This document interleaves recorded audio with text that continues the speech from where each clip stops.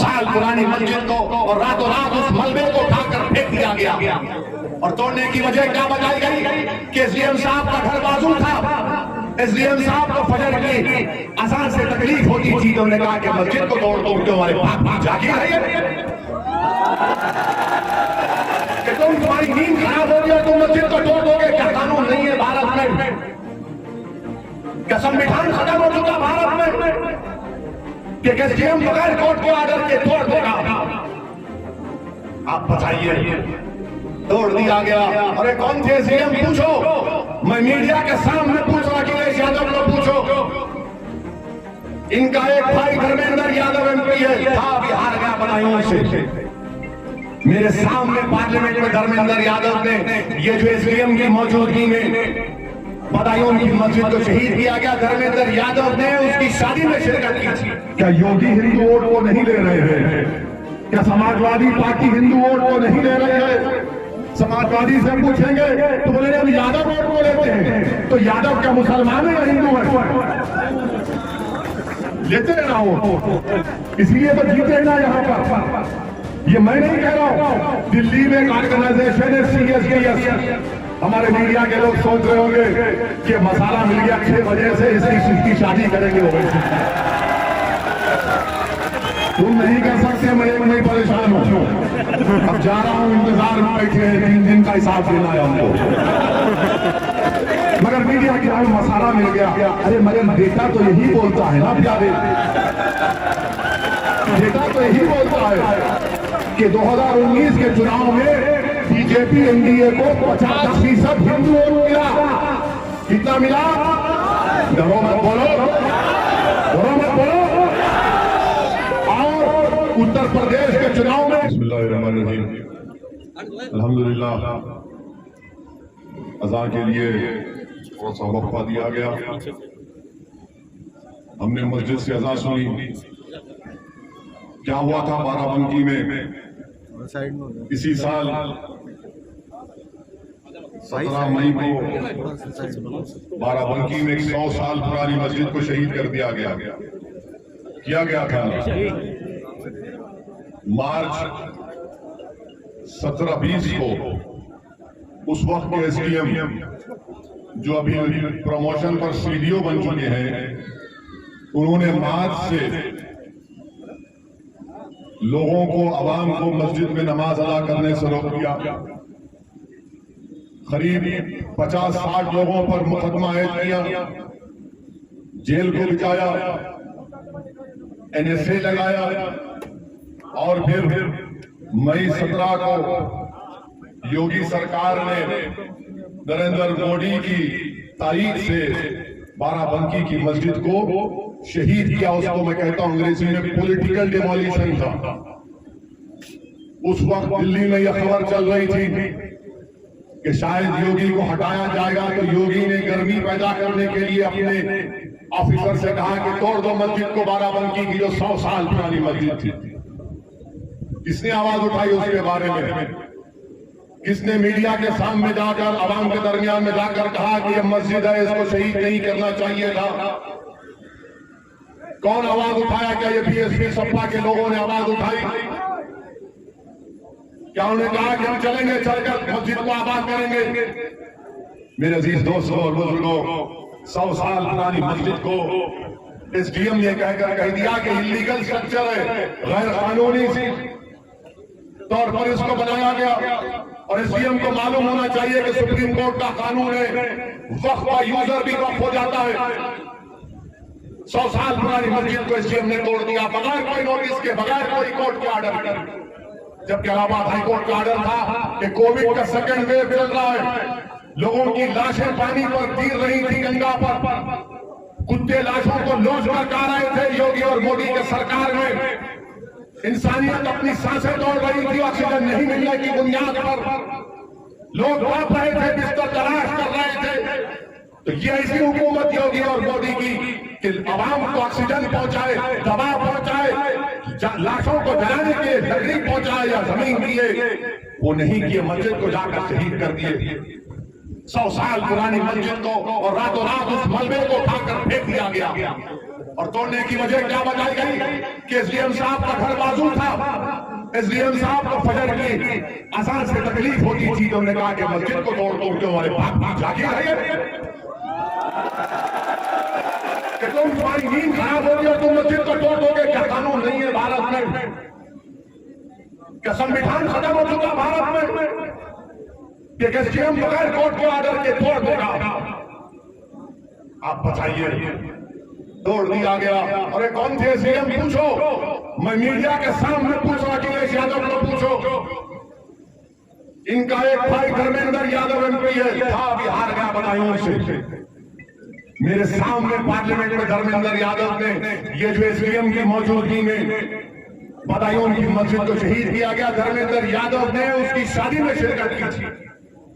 Parliament में उसके लिए सवाल उठाया था। ये आपके लोग हैं और आप असदुद्दीन ओवैसी और मजलिस को उंगलियां उठाते हैं। क्यों नहीं बोले सपा और बीएसपी कांग्रेस वाले कि योगी सरकार ने गैर कानूनी तरीके से बाराबंकी की मस्जिद को शहीद कर दिया? मेरे अजीज दोस्तों और बुजुर्गों, ये कहानियां, ये वाकयात आपको उठाने के लिए, बेदार करने के लिए काफी है।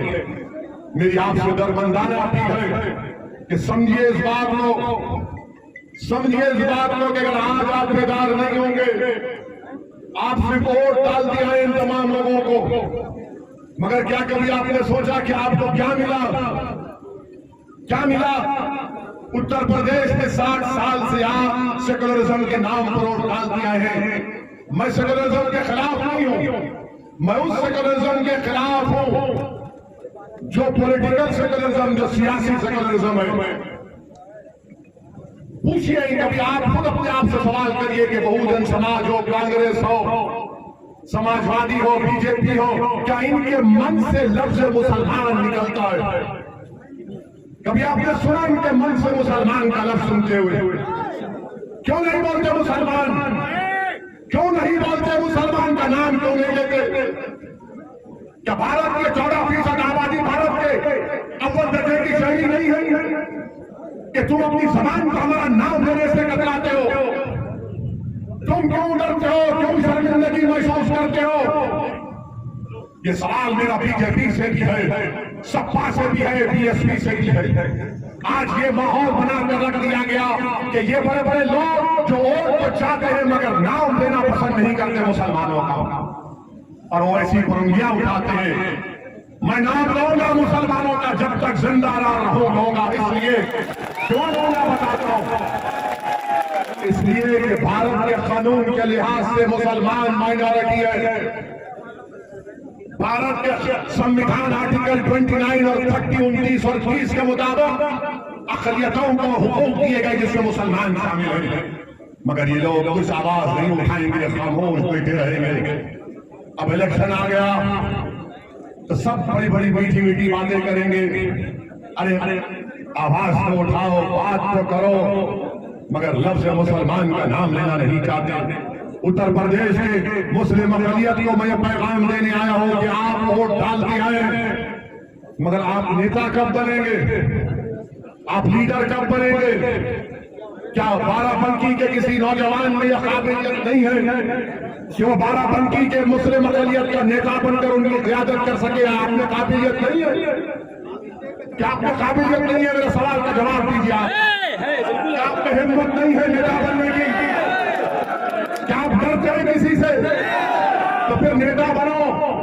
कब तक ये कैदियों की जंजीरों को देखकर तुम इनको डालते रहोगे? तोड़ो इन जंजीरों को।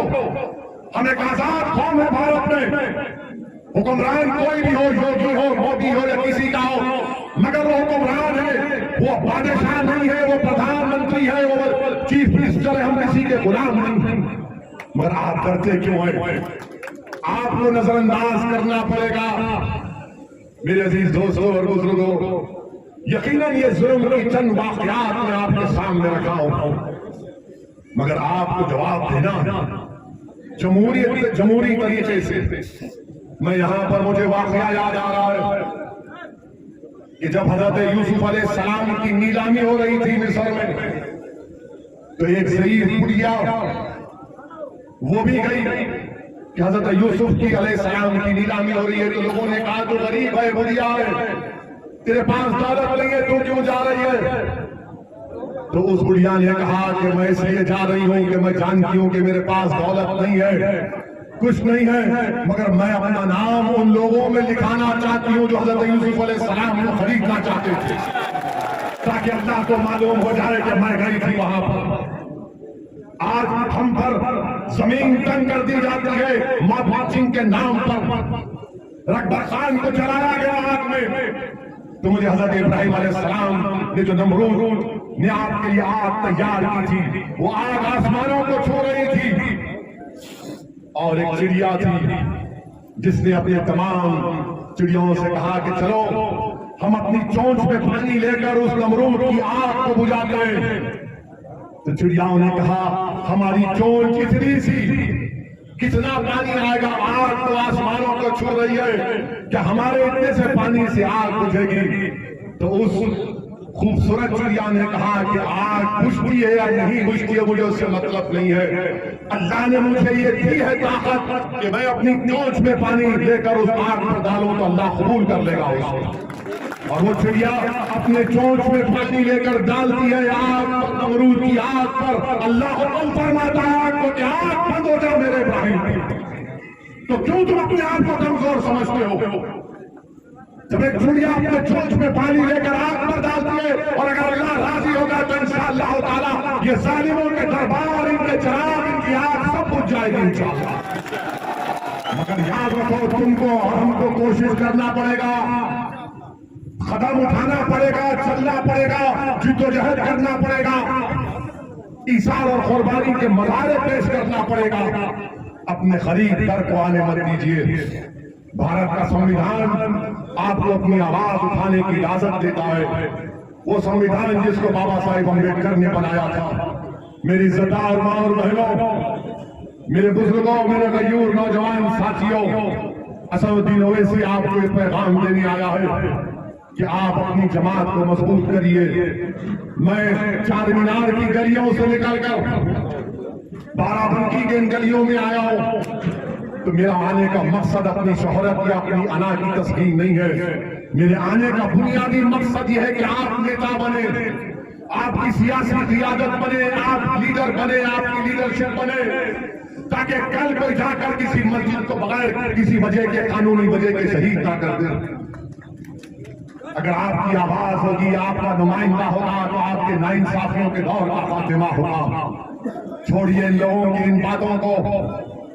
ये बार बार इल्जाम लगाते हैं समाजवादी के, बीएसपी के लोग, मगर मैं आपको बताना जरूरी समझता हूं कि औरंगाबाद महाराष्ट्र से मजलिस का एमपी जीता सांसद में, किसने हराया उसको? शिवसेना के एमपी को मजलिस के उम्मीदवार इम्तियाज जलील साहब ने 21 साल के शिवसेना के एमपी को मजलिस ने हराया। सारी दुनिया कह रही थी नहीं हरा सकते, मगर औरंगाबाद का मजलिस का जुनून कह रहा था कि अभी तो जंग शुरू हुई है, नतीजा अल्लाह के हाथ में, हम पूरी कोशिश करेंगे, मर मिट जाएंगे। और पूरों ने मेहनत की। इम्तियाज जलील ने शिवसेना के 21 साल के एमपी को हराया। कांग्रेस नहीं हरा पाई वहां पर, समाजवादी पार्टी नहीं हरा पाई वहां पर, बहुजन समाज नहीं हरा पाई। बिहार का इलेक्शन हम लड़े, फिर शुरू हो गए ये तमाम लोग जिनको मैं खव्वाल पार्टी कहता हूं। ये खव्वाल पार्टी आ गई, अपना हारमोनियम, गिटार, तबला लेकर आओ राग में बोलते हैं ओवैसी मुसलमानों की वोट को ले लेगा। क्या मोदी की वोट को नहीं ले रहे हैं? क्या योगी हिंदू वोट को नहीं ले रहे हैं? क्या समाजवादी पार्टी हिंदू वोट को नहीं ले रहे हैं? समाजवादी से पूछेंगे तो बोले हम यादव वोट को लेते हैं, तो यादव क्या मुसलमान है या हिंदू है? लेते हैं ना वो, इसीलिए तो जीते हैं ना यहाँ पर। ये मैं नहीं कह रहा हूं, दिल्ली में एक ऑर्गेनाइजेशन है CSDS। हमारे मीडिया के लोग सोच रहे होंगे कि मसाला मिल गया 6 बजे से, इसकी शादी करेंगे वो।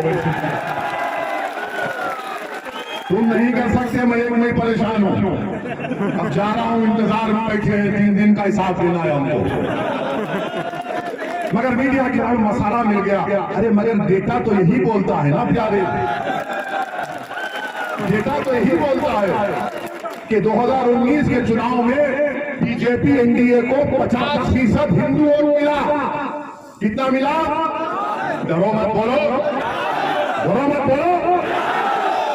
और उत्तर प्रदेश के चुनाव में बीएसपी आपको 75% दिया।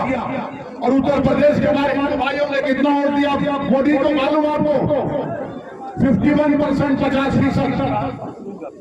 तो फिर कौन जीता? बीजेपी कैसे जीती यहाँ पर? मैं तो नहीं था ना मेरे पास जिन्नात है कि तुमको जाकर बोले कि बेटा ऐसा कर दो। सोचो, आप ये हंसी का हंसाने के लिए नहीं कर रहा हूं, आपको हकीकत बयान कर रहा हूं। अब हम इलेक्शन असेंबली का विधानसभा का लड़ रहे तो तमाम सेकुलर, ये अपने आप को सेकुलर बोलते, सेकुलर नहीं है, ये आरएसएस की असल टीम है। तमाम लोग ये क्या कह रहे हैं? इतने ओवैसी आएगा तो मुसलमान वोट ले लेगा। कभी आपने सुना कि यादव ने मोदी को वोट दिया तो क्या अखिलेश यादव ने कहा कि वो यादव की टीम है जिसने मोदी को वोट दिया? तुमने सुना कभी? क्या तुमने कभी सुना कि दलित ने अपना वोट डालना उसका घर का इख्तियार, उसने मोदी को वोट दिया? तो क्या किसी बीएसपी के नेता ने कहा कि वो दलित की टीम है? तो फिर क्यों मुसलमान को कहते हैं? क्यों कम को मेरा नाम लेकर क्यों कहते? क्यों ऐसे वोट काटने आया है? अरे जब यादव और दलित ब्राह्मण सब पार्टी को दे सकता है तो तुमको हिंदू वोट की बात नहीं करेंगे, जैसा कि हर चुनाव में खाली मुसलमान वोट देता है। ये हकीकत है, इसको आपको जानना है, इसलिए खोलकर बयान कर रहा हूं। मेरी फितरत में नहीं है कि अल्फाज छाप कर बयान करूं, मैं खोलकर बयान कर रहा हूं।